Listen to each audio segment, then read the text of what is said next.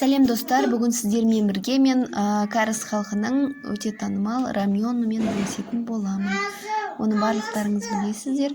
Бізге ең бірінші сол рамион қажет, халал болуы қажет, және жұмыртқа, және керегіңізше қосымша қасына етпен нені алдым.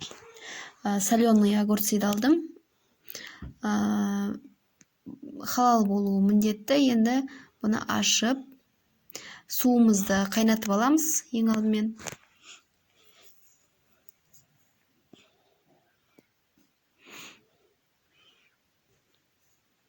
Міне осылай ашып, суымыз қайнап тұрған суға спецтарымызды саламыз.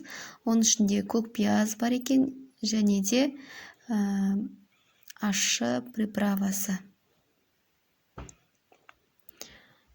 Бәрін осылай салып, кішкене қайнатып аламыз.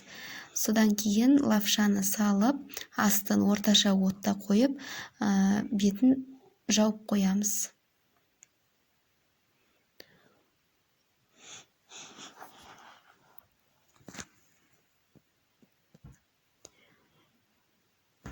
Суымыз бізде қатты көп құймаңыздар, дәмсіз болып кетеді. Сәл бататын болса болғаны. 5 минутта дайын болады. 3-4 минут қайнатып аласыздар, бетін жауып қоямыз.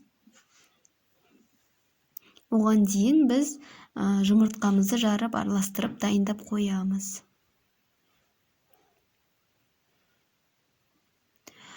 Жұмыртқаны сорпасына қосамыз. Сорпасының дәмін кіргізеді, әрі кішкене қоюлау болады. Міне біздің рамионымыз дайын болды, қамыры пісті. Енді бөлек салып аламыз ыдысқа, тарелкаға.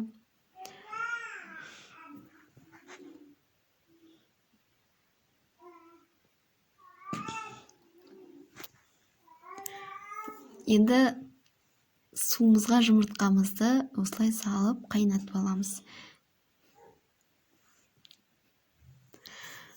Міне біздің сорпамыз дайын болды. Енді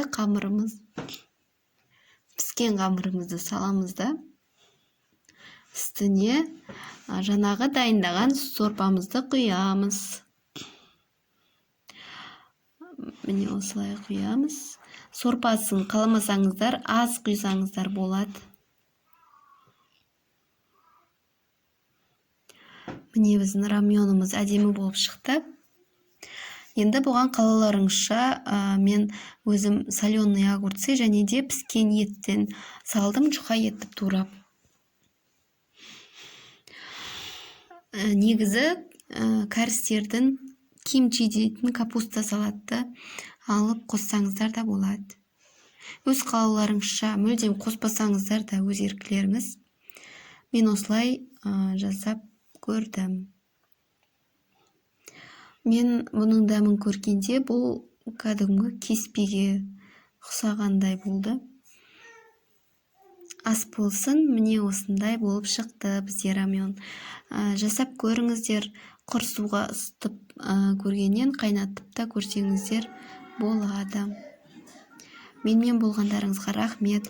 Көптеген рецепттер алдағы уақытта түсіретін боламын. Каналыма тіркеліп қойуды ұмытпаңыздар.